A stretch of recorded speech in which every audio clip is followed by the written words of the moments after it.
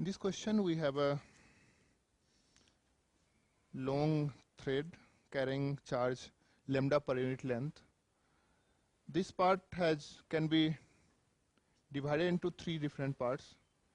एक हमारा है जो सेमी इनफिनाइट वायर है, दूसरा भी हमारा सेमी इनफिनाइट वायर है, और तीसरा एक क्वार्टर ऑफ सर्कुलर पार्ट है. तो अगर हमें इलेक्ट्रिक फील्ड निकालना है तो हम तीनों के द्वारा जो इलेक्ट्रिक फील्ड होगा उस तीनों का वेक्टोरियल सम ऐड कर देंगे. तो सबसे पहले हम देखते हैं कि what is the value of electric field due to a semi infinite linear charge.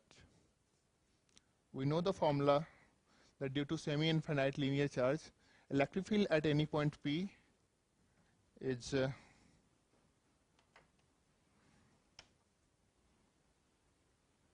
has two components. If this has positive charge density lambda, so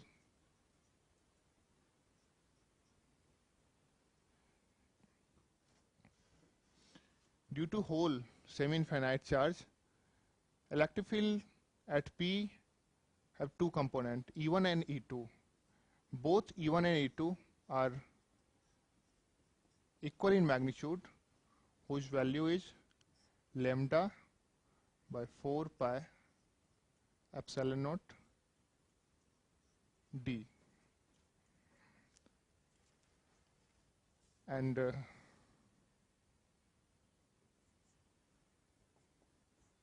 we are going to calculate the electric field due to 1/4 part of a circular thread at its center. तो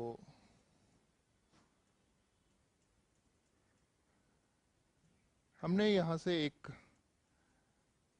theta angle बनाते हुए एक point लिया, small element. Let's take small element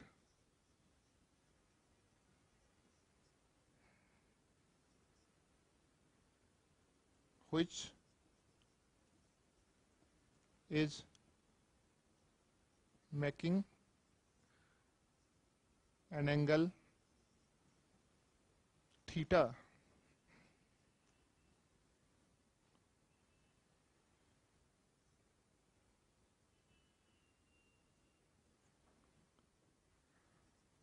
and length of this element is rd theta. हमने एक element लिया है जो इस एक्सिस से थीटा एंगल बना रहा है. हमने एज्यूम किया कि small angle deviation D theta के लिए इसका इलेक्ट्रिक फील्ड जो है चेंज नहीं कर रहा है. तो एक स्मॉल सेगमेंट लेते हैं जो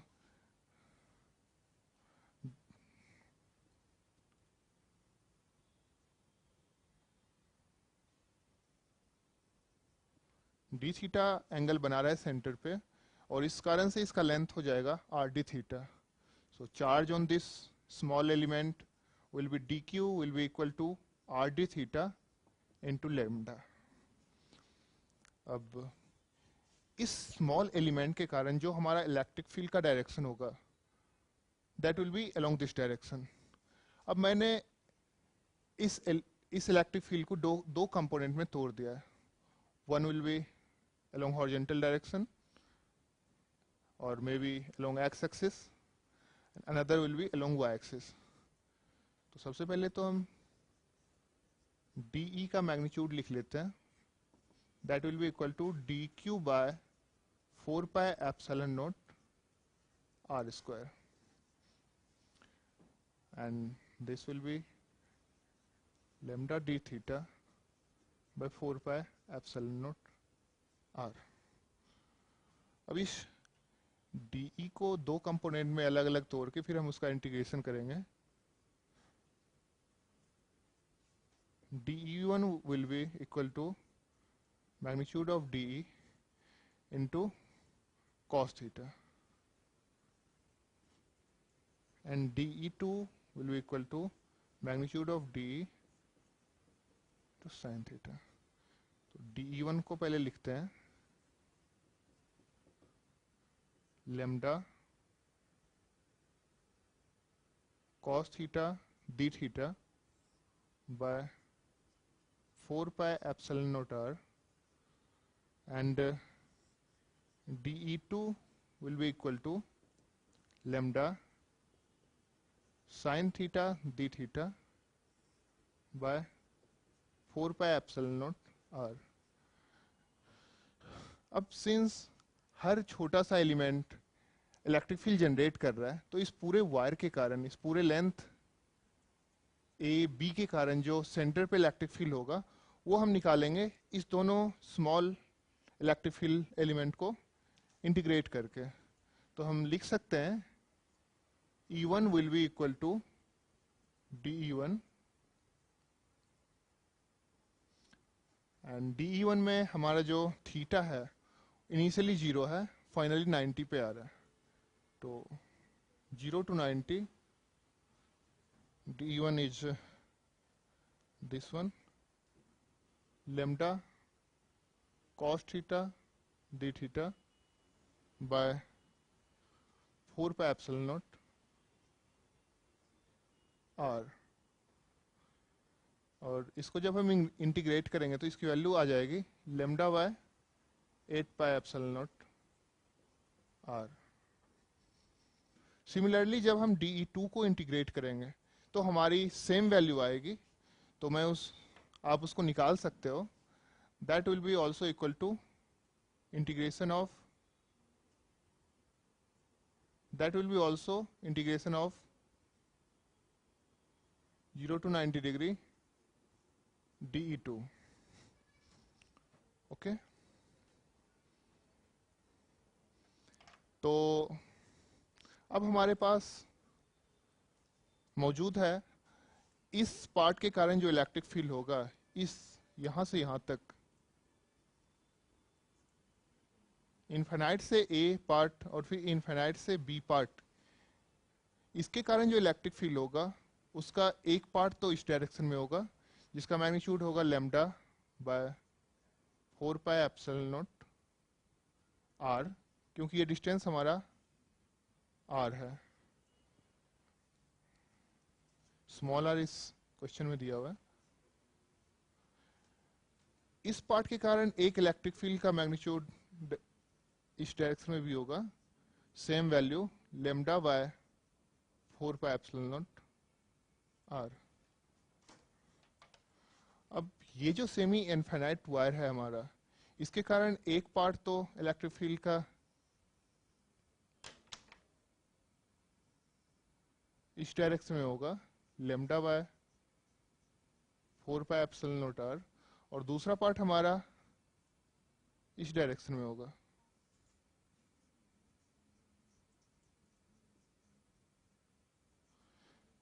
तो यहां से हम देख सकते हैं कि सिर्फ इन दोनों सेमी इनफाइनाइट वायर के कारण जो सेंटर पे इलेक्ट्रिक फील्ड हुआ वो एक दूसरे को कैंसिल कर रहे हैं. तो नेट जो रिजल्टेंट आएगा that will be only due to that part. So हम लिख सकते हैं कि हमें इसे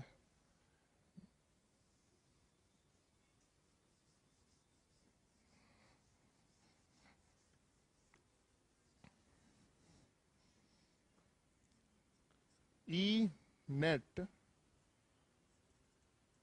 will be equal to E due to A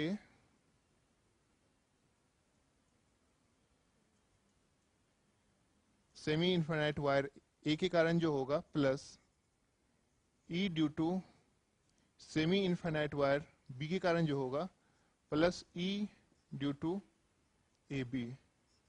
हमने अभी अभी देखा है कि E due to semi infinite wire at A cancels E due to semi infinite wire B. So this will be equal to EAB. EAB का हमारा निकल चुका है इस पॉइंट पे एक इलेक्ट्रिक फील्ड इधर था sigma by 8 pi epsilon naught R, और एक कंपोनेंट इधर था sigma by 8 pi epsilon naught R. So the net field will B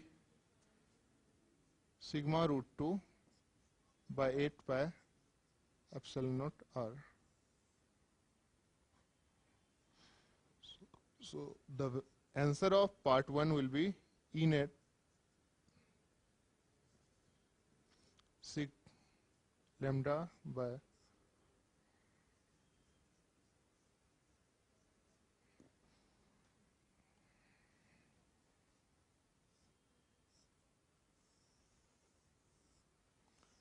that will be the answer of part 1. Now we are moving to part B.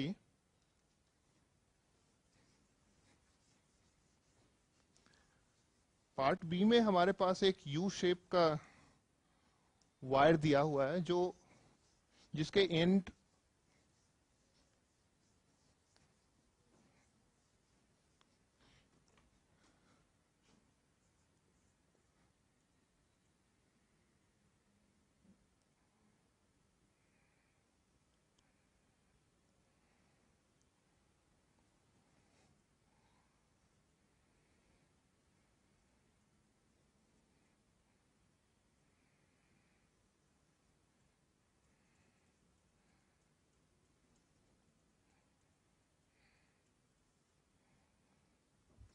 यहाँ इस figure में एक U shape का हमारा वायर है जिसका दोनों एंड इन्फिनाइटली लार्ज है. तो जिस तरह से हमने पिछले क्वेश्चन में किया था 1 पार्ट 2 पार्ट 3rd पार्ट, तीनों पार्ट के कारण हम अलग अलग इलेक्ट्रिक फील्ड निकाल लेंगे और उसके बाद तीनों का वेक्टोरियल सम हमारा नेट इलेक्ट्रिक फील्ड देगा.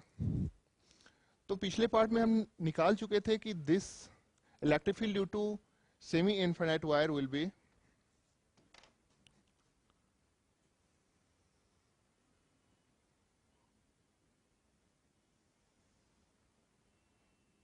ये हमारा एक सेमी इनफिनाइट वायर है. इसके कारण इनफिनाइट ए के कारण और इस पार्ट इनफिनाइट बी के कारण जो डायरेक्शन होगा वो मैं यहाँ मेंशन कर रहा हूँ. The direction of electric field due to infinite A will be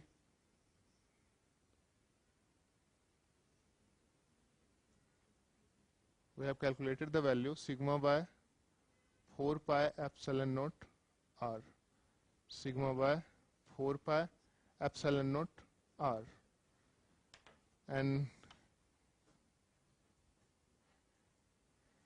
due to part infinite b that will be same lambda by 4 pi epsilon naught r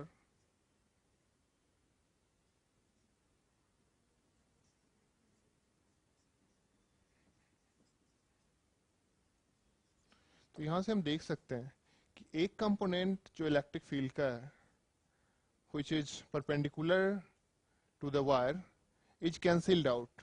ये कंपोनेंट इस कंपोनेंट को कैंसिल कर रहा है, तो हमारा जो नेट रिजल्टेंट मिल रहा है दैट इज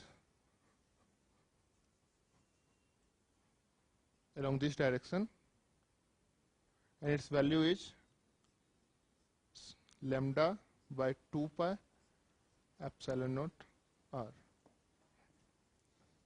अब हमें कैलकुलेट करना है कि what is the value of electric field due to semi circular ring.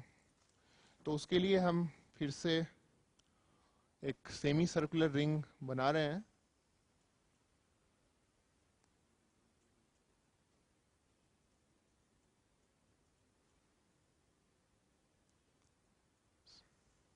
पिछली बार की तरह हम एक स्मॉल सेगमेंट एज्यूम कर रहे हैं जो कि सेंटर पे डी थीटा एंगल बना रहा है. स्मॉल सेगमेंट का लेंथ होगा r d थीटा और इस पे जो हमारा चार्ज होगा dq will be equal to lambda r d theta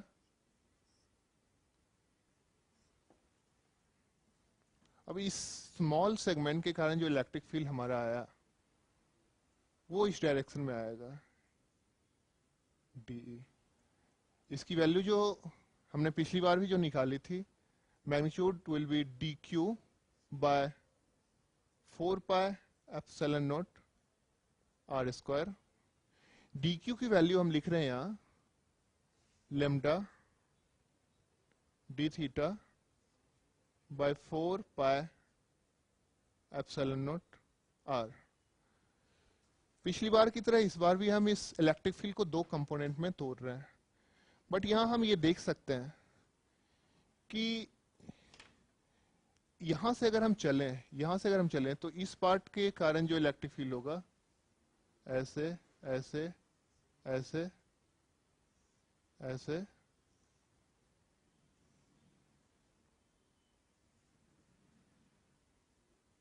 तो यहां से देख सकते हो कि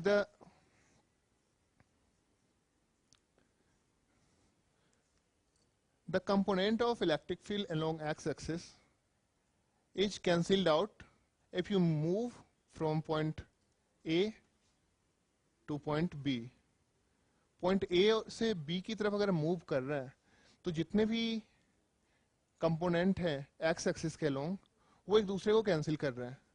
फर्स्ट क्वार्टर में जितना इलेक्ट्रिक फील्ड का मैग्नीट्यूड आएगा एक्स एक्सिस के along, that will be exactly same in magnitude due to electric field in second quarter. So हम सिर्फ y कंपोनेंट निकाल के अगर हम इसका इंटीग्रेशन करें तो that will be the net resultant electric field due to part A B. So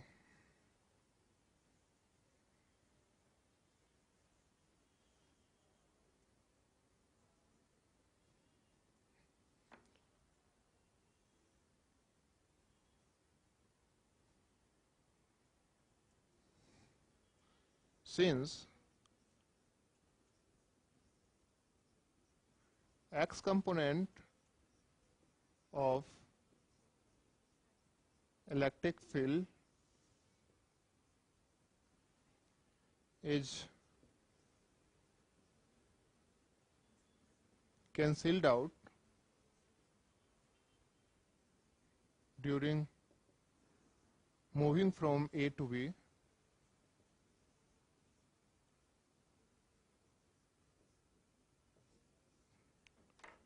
so हम सिर्फ dy निकाल रहे हैं। DEY will be equal to magnitude of DE into sin theta।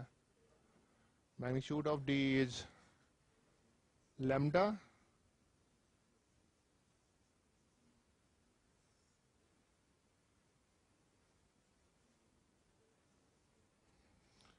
so total electric field is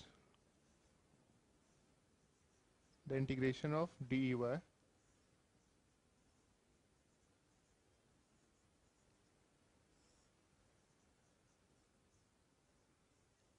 now यहाँ theta जो हमारा very कर रहा है 0 से लेके 180 तक वेरी कर रहा है, तो लिख सकते हैं इसका जब आप इंटीग्रेशन करोगे तो इसकी नेट वैल्यू आएगी